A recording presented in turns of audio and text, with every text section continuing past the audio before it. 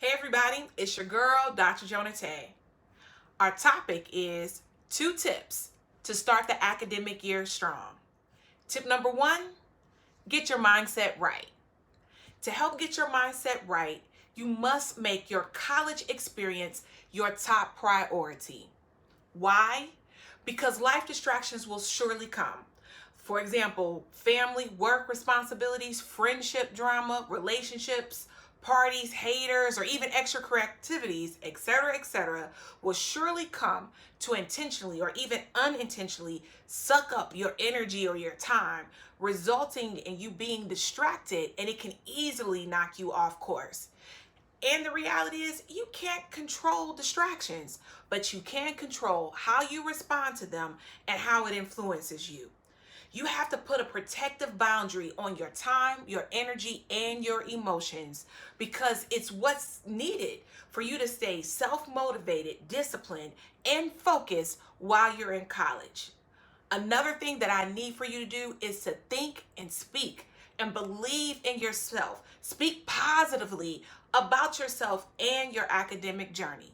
Doing these things will help to keep you motivated and for your mindset to stay on track during your college experiences. Tip number 2, get organized and break it down.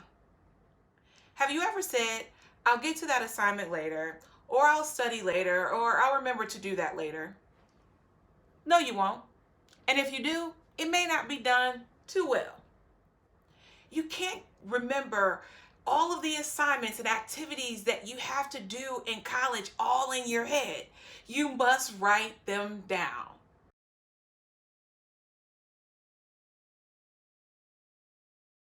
Start off the academic year strong by getting organized.